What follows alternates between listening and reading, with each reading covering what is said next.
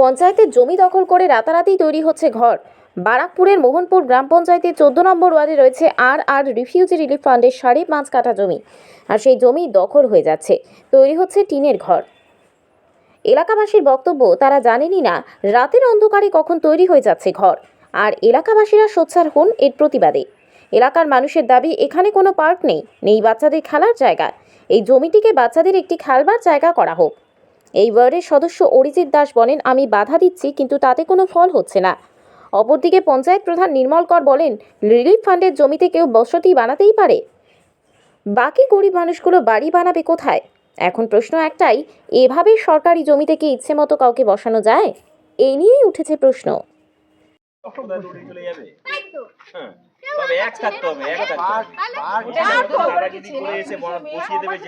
আমাদের বাচ্চাগুলো তো যেতেই পারে না, কোথায় যাবে, কোথায় খেলবে? রাস্তার উপরে খেলে, সাইকেল সব যাচ্ছে, বাচ্চারা খেলা বন্ধ করে দিচ্ছে। বাচ্চাগুলো কোথায় যাবে? দিচ্ছে না, আটকে দিয়েছে, বাচ্চাদের আটকে দিয়েছে। আমাদের বাচ্চাগুলো কোথায় যাবে?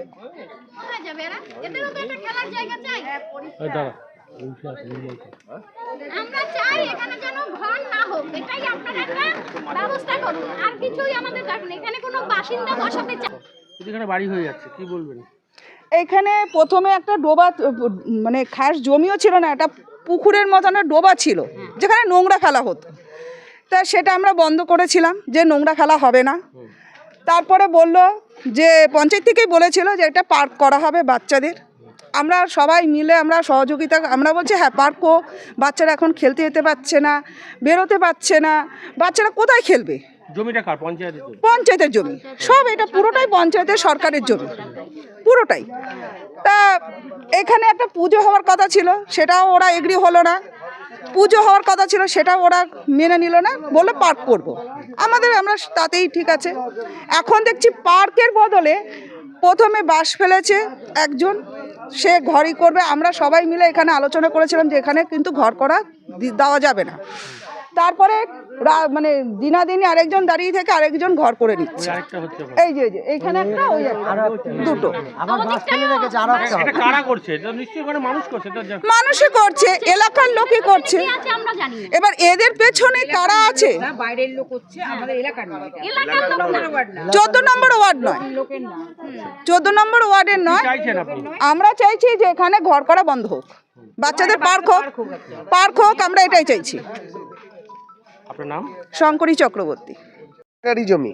সরকারি জমি কিভাবে দখল হয়? আমাদের মুখ্যমন্ত্রী বারংবার বলছে যে সরকারি জমি কোনো রকমভাবে দখল যাতে না হয়। আর এখানের মানুষ চাইছে যে সামনে একটা বড় ক্লাব আছে, সেইখানে তোমার একটা দুর্গা পুজো ওরা রাস্তার উপরে করে, কালী পুজো রাস্তার উপরে করে, আমাকে দীর্ঘদিন ধরে বলছে। তা আমি পঞ্চায়েতের ফান্ডের অবস্থা খারাপ বলে আমি বলছি ঠিক আছে, দেখছি এটা ভবিষ্যতে কিভাবে কি ইয়ে করে দেওয়া যায়। তা সত্ত্বেও দেখছি ফটাস করে এর ঘর বাড়ি হয়ে একাকার। তা মানুষ আমাকে, আমি আসি যখন তখনই বলে, তা কে বা কারা ঘর করছে সেটা আমার ঠিক জানা নেই। কিন্তু এইভাবে সরকারি জমি তো আর দখল করা যায় না, কিছু মদতগার লোক করছে হয়তো। চাইছি যাতে এলাকার মানুষ যেইভাবে ওরা চাইছে যে পরিষ্কার পরিচ্ছন্ন বা যতটুকু জায়গা আছে, পিছনটা তো পুকুরে 5.5 কাঠা জমি আছে, পিছনটা পুকুরের মতন জলই আছে, সামনেটুকু একটু ওরা ওই দুর্গা পুজো করার ওই জায়গাটুকু যেন থাকে।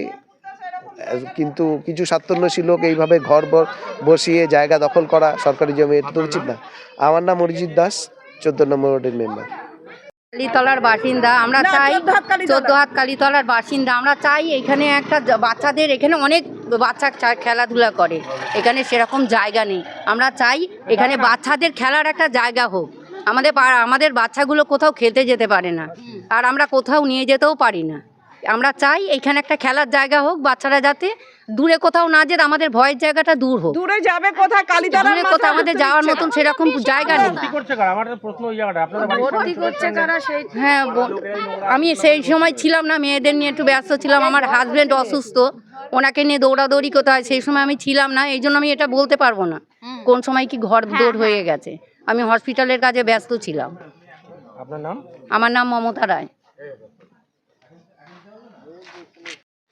পঞ্চায়েতের জমি বলে অভিযোগ। কেউ 5.5 কাঠা জমি একজনকে করছে না বাড়ি। দুটি ফ্যামিলি আমার কাছে ওই এলাকা থেকে এসেছিল, ওইখানকার লোকাল মেম্বারের হাজবেন্ড নিয়ে, 15 নম্বরের যে হাজবেন্ড এই মেম্বার মৌমিতার বর, আমাদের পার্টির কর্মী বাবু নিয়ে এসেছিল, দীপঙ্কর দাস। একদম গৃহহীন একটি ফ্যামিলি, এখানে ওখানে থেকে বেড়ায়, অর্থনৈতিকভাবে একেবারে পুয়ো। আমরা বলেছি ঠিক আছে, নিজ ভূমি নিজ ঘরে ওখানে থাকো, আগামী দিনে তো আরআরের জমি তোমাদের নামে ট্রান্সফার করে দিলে তোমরা ওখানে ঘর করে তোমরা ঘর পাও, এই তো বিষয়। সে ওখানকার একটা 14 নম্বরে মেম্বার, এখন বিজেপির বড় নেতা হয়েছে, সে গিয়ে পুলিশকে 14 বার ওকসাচ্ছে, প্রেস ডেকে বলছে। কোনো ব্যাপার না, আমরা নিজ ভূমি নিজ ঘরে দুটো দরিদ্র মানুষকে যদি জায়গা করে দেওয়া যায়, বলেছি ঠিক আছে বসাও, করে দেবো। সরকারি জমি এভাবে দেওয়া যায়? আরআরের জমিতে ওখানে যারা বসে আছে হঠাৎ কলোনি নামে, আরআরের জমিতে সমস্ত সরকারের জমিতে যেগুলো জায়গা আছে সেখানে সাধারণ মানুষেরাই বসবাস করছে। কোনো সরকারের জমির ওপরই প্রচুর যত কলোনি আছে পশ্চিমবাংলায়, মমতা বন্দ্যোপাধ্যায় লড়াই করে কেন্দ্রীয় সরকারের থেকে যখন ইউপিএ গভর্নমেন্ট ছিল আদায় করে এনে তাদেরকে লিজের ব্যবস্থা করে দিয়েছে। কার্গিল বলে একটা জায়গা আছে, ইরিগেশনের জমির ওপরে সমস্ত ফ্যামিলিরা বসে আছে। গরিব মানুষ যাদের নিরন্ন মাথার উপরে আচ্ছাদন নেই, তারা যাবে কোথায়? তাদের তো বসার জায়গা দিতে হবে। দেখতে পঞ্চায়েত বাড়াতে পারে? পঞ্চায়েত বলেছে নিজ ভূমি নিজ ঘরে আরআরের জমিতে বসুন, কোথায় যাবে এই লোকটা? যাবে কোথায়? আপনাদেরকে যে প্রশ্ন করছে, এই লোকটা যাবে কোথায়? কোথায় থাকবে? কার বাড়িতে থাকবে? মুখ্যমন্ত্রী তো বলছে সরকারি জমি যাতে দখল না হয়। সরকারি জমি দখল করে কোনো ব্যবসায়ী যাতে ব্যবসা করতে না পারে, দরিদ্র মানুষের মধ্যে দিতে বলছেন। নিরন্ন মানুষের মধ্যে যাদের মাথার উপর আচ্ছাদন নেই, নিজ ভূমি নিজ ঘরে দিতে বলছে। তাহলে তো এখানে অনেক সরকারি জমি রাস্তাঘাটে পড়ে থাকে, তা সব জায়গায় তো লোক বসে বসে। কোথাও সরকারি জমিতে যদি রাস্তার ধারে জমি হতো তাহলে কখনই বলতাম না যে ওখানে গিয়ে বসো। রাস্তার ধারে যদি জমি হতো কোনো দোকানকে বলতাম না দোকানদারি করো।